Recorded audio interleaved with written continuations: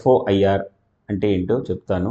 So ఈ ఎఫ్ఓఐఆర్ కూడా salaried పీపుల్కి ఎలా క్యాలిక్యులేట్ చేసుకుంటారు, తర్వాత సెల్ఫ్ ఎంప్లాయిడ్కి ఎలా అయితే క్యాలిక్యులేట్ చేసుకుంటారు అనేది కూడా మీకు చెప్తాను.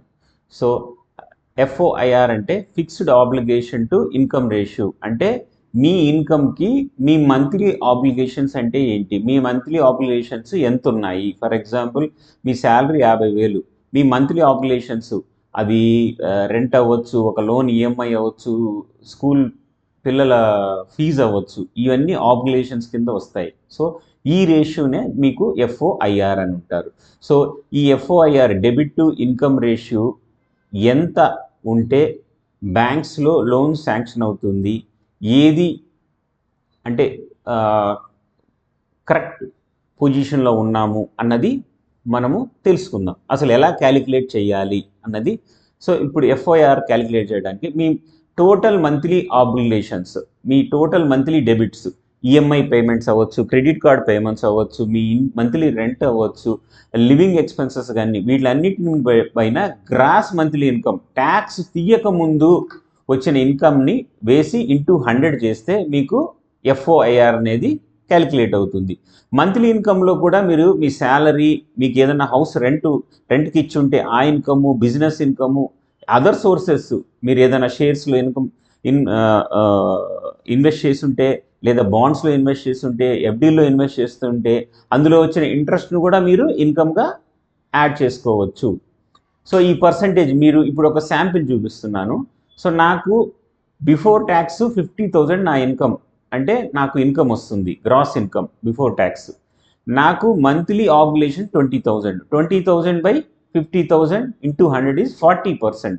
సో ఎఫ్ఓఐఆర్ ఈజ్ 40,000 అనమాట. సో 40,000 కానీ దానికంటే కింద గనక ఉంటే ఇది లో ఎఫ్ఓఐఆర్. ఇక్కడ ఏమవుతాయంటే బ్యాంక్స్ కానీ ఫైనాన్షియల్ ఇన్స్టిట్యూషన్స్ కానీ లోన్స్ని ఎమ్మటే అప్రూవ్ చేస్తాయి. సో 40% కంటే ఎక్కువ కనుక ఉంటే మీకు లోన్ శాంక్షన్ అయ్యే ఛాన్సెస్ కొద్దిగా తక్కువగా ఉంటాయి.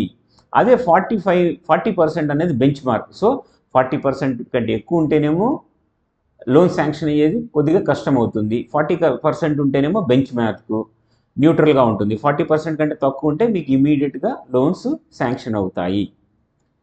సో శాలరీ డిడక్షన్స్ అంటే మీరు శాలరీ పే స్లిప్ నుంచి, ఇన్కమ్ ట్యాక్స్ రిటర్న్ నుంచి, మీ బ్యాంక్ అకౌంట్ స్టేట్మెంట్ నుంచి మీకు ఇన్కమ్ అనేది తెలుస్తుంది. సెల్ఫ్ ఎంప్లాయిడ్కి అయితే మనము ఎక్స్పెన్సెస్, మంత్లీ ఎక్స్పెన్సెస్, తర్వాత ఇన్కమ్ ఎలా అరైవ్ అవుతాము.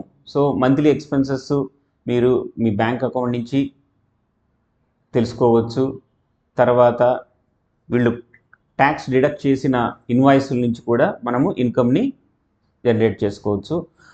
ఆ సెల్ఫ్ ఎంప్లాయిడ్ వాళ్ళకి కనుక మంత్లీ ఎక్స్పెన్సెస్ 22,000 ఉన్నాయి, 27,000 ఉన్నాయి. సో మంత్లీ గ్రాస్ ఇన్కమ్ అనేది 72,000 ఉంటే 27,000 బై 72,000 ఇంటూ 100 అంటే 37.5%. అంటే 40% కంటే తక్కువ ఉంది కాబట్టి మీకు బ్యాంక్స్లో కానీ ఫైనాన్షియల్ ఇన్స్టిట్యూషన్లో కానీ మీకు లోన్స్ శాంక్షన్ అయ్యే ఛాన్సెస్ ఎక్కువగా ఉంటాయి. సేమ్ ఎగ్జాంపుల్ 72,000 ఇన్కము, బట్ నా మంత్లీ ఎక్స్పెన్సెస్ 37%. అంటే ఇప్పుడు 37% బై 72,000 ఇంటూ 100 ఈజ్ 51%. ఇక్కడ మీకు కొన్ని ఛాన్సెస్ తక్కువగా ఉంటాయి. తర్వాత ఇక్కడ కొన్ని ఎక్స్పెన్సెస్ కానీ ఇన్కమ్ కానీ ఆన్ డిక్లరేషన్ మీద బ్యాంక్ అకౌంట్లో జరిగిన క్రెడిట్స్ను బట్టి కూడా మనము అరైవ్ అవుతాము.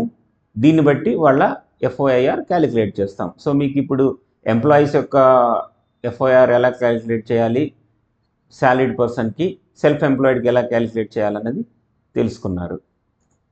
Thank you friends. నా వీడియో నచ్చితే లైక్ చేయండి, మీ ఫ్రెండ్స్కి ఫార్వర్డ్ చేయండి.